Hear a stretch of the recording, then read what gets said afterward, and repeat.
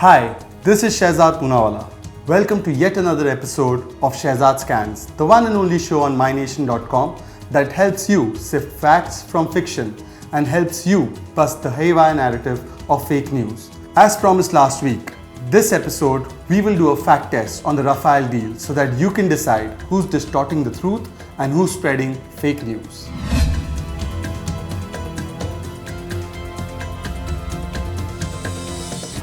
So let's move on to fact check number 1. Last week, Rahul Gandhi, at an event at the London School of Economics, had this to say about the Rafale deal. Take a listen.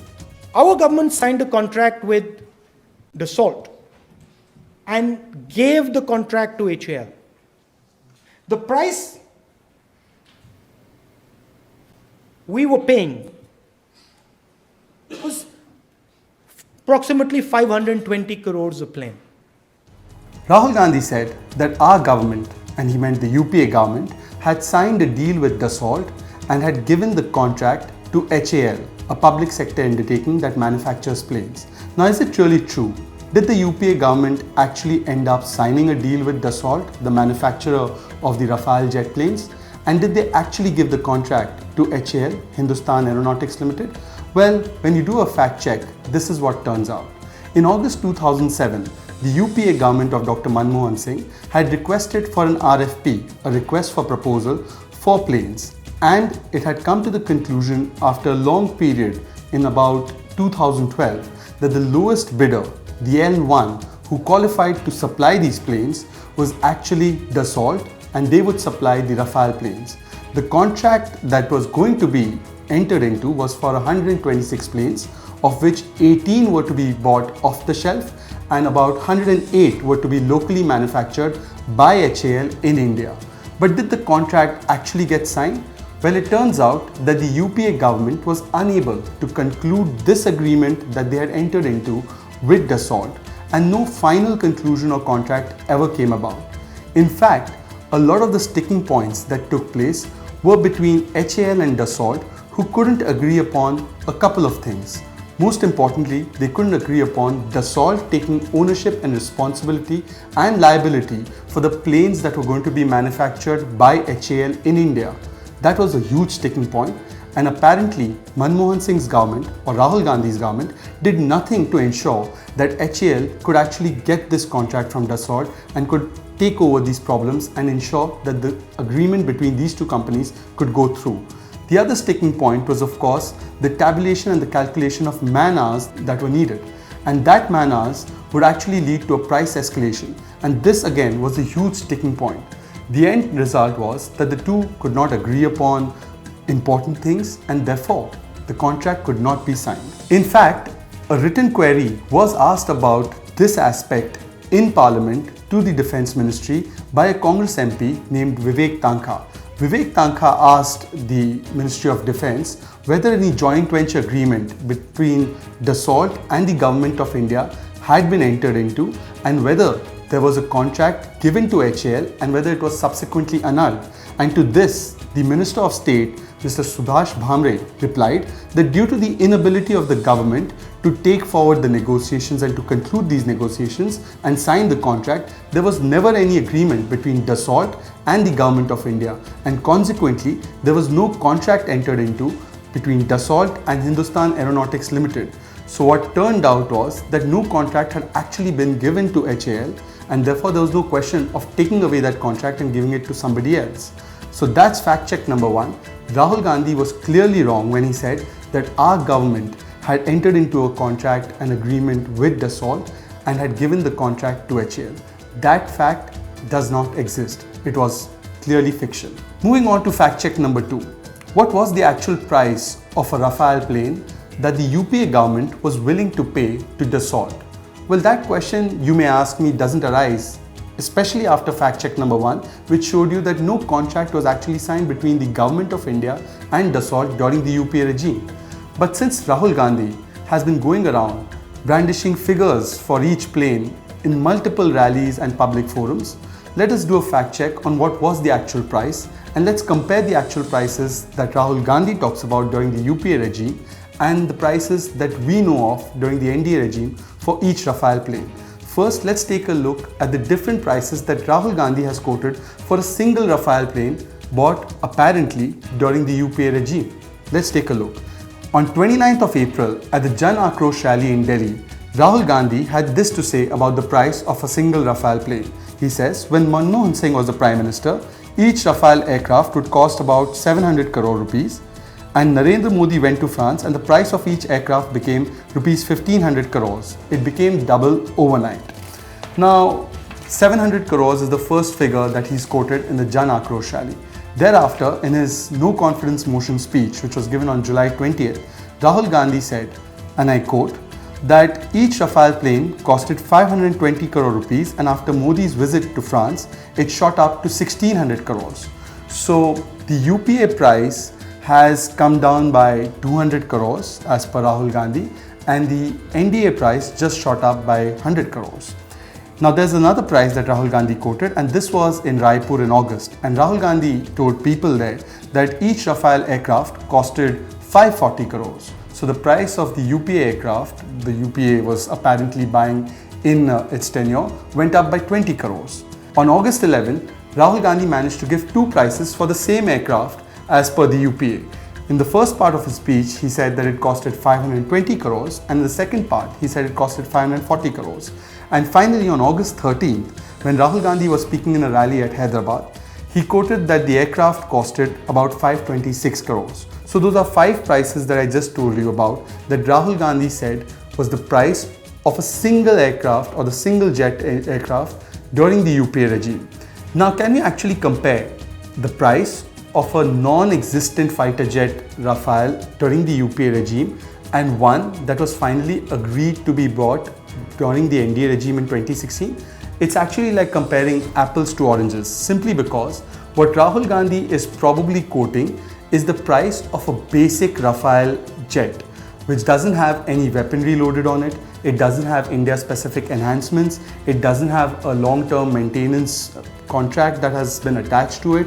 So he's quoting the price of a basic aircraft and comparing it to a fully loaded aircraft with 13 India-specific enhancements and other support like logistics support and other commitments given by the Dassault company to Indian government in 2016. Comparing those two would be like comparing apples to oranges. A real comparison, if any had to be done, would be between the basic aircraft of 2007 and the basic aircraft that we agreed to buy finally and signed a contract for in 2016. And now when you compare those two, you will also need to factor in the escalation price. There was an escalation clause built into the agreements during 2007. So you need to factor in those escalation prices. Now let's assume that the contract that the UPA was planning to take forward got signed in 2016, and the rate at which they wanted to purchase the aircraft was the rate at which it was agreed upon in 2016. Well, you would have to add the basic price of the aircraft in 2007 and the escalation price as per the escalation clause, and also the foreign currency exchanges and the variations in the foreign exchanges that took place between 2007 and 2016. Now, when you compare that basic price with the basic price that the NDA government or the Modi government was willing to pay in 2016 to France for the 36 aircrafts that they were planning to buy off the shelf, well, then it turns out that the price of a UPA time aircraft was actually 9% higher than the price of a single aircraft that was going to be brought by the NDA in 2016. And when you compare the fully loaded jet plane during the UPA with a fully loaded jet plane, as is the case now in 2016, which was agreed upon by NDA and Mr. Modi with Dassault, well, the price difference is about 20%.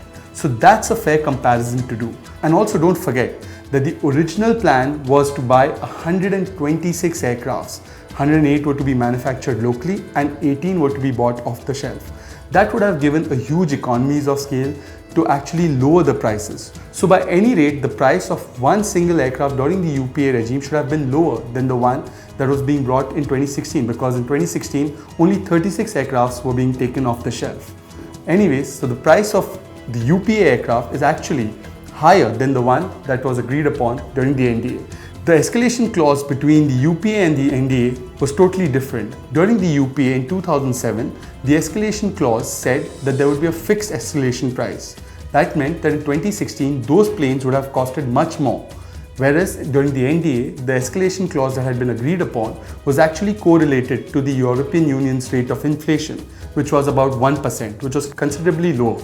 So therefore, if you put the two prices together now, when you compare an unloaded and a simple basic 2007 UPA era plane to the NDA era plane of 2016, well, then you find that the NDA era plane, despite being more advanced, despite having better technology, was actually 9% lower in price than the UPA era. That's the fact check number 2. Now moving on to fact check number 3. Let's hear what Rahul Gandhi had to say when he did a press conference on this issue at the AICC headquarters. Take a listen. और JP से लाइए, पूरा देश जानना चाहता है कि अनिल अंबानी जी ने और मोदी जी ने क्या डील किए. Rahul Gandhi says, and I quote, "Bring a joint parliamentary committee probe. The entire country wants to know what is the deal between Narendra Modi and Anil Ambani." Well, let's do a fact test on this. Is there actually a deal between Narendra Modi and Anil Ambani, or between the Indian government and Reliance, or between the French government and Reliance? Well, it turns out that there isn't. The Rafale deal is essentially a government-to-government agreement. It's called an IGA, an intergovernmental agreement, and it's signed between two countries, France and India. In fact, the earlier agreement that was being planned by the UPA envisaged a role for HAL to manufacture 108 planes in India. But since we were purchasing these planes off the shelf, 36 actually in 2016, directly, there was no role envisaged as such for any manufacturer, for any company, including HAL, to manufacture these planes in India anymore. As far as the offsets are concerned, let us take a look at the defense procurement procedure that had been laid down by the Government of India. As per the DPP, the foreign vendors are fully free to choose whoever they want in India to be their offset partners, to fulfill their offset obligations as per the DPP. They have no obligations to listen to the Indian government or to the French government while choosing this partner. In fact, this has been the position ever since 2005, and hundreds of contracts have been given by foreign vendors to Indian partners as part of this offset policy, and the Indian government doesn't get a say in it. And therefore, a wide range of companies have got these contracts, including public sector undertakings and private sector companies. But let us understand that the allegations made on Anil Ambani and Reliance, do they hold water? Well, Anil Ambani's company, Reliance Defense, entered into a joint venture with Dassault, and they came up with an entity called Dassault Reliance Aerospace Limited. Now, Dassault itself has a huge experience in manufacturing planes, and the two of them together formed this entity, and this entity bagged the offsets contract from Dassault to fulfill its obligations in India. So was Reliance the only company to get the offset contract from Dassault? Well, it turns out that's not entirely true, Mr. Rahul Gandhi, because Francis Thales, this company, has entered into joint ventures with Bharat Electronics Limited and also with Reliance Defense, and is going to perform offset contracts worth $1 billion, about 7,000 crores. And these joint ventures are going to create about 3,500 high-end jobs. Apart from this, companies like Godrej, L&T, Tata Advanced Systems and Bharat Forge are also getting offset contracts from Dassault.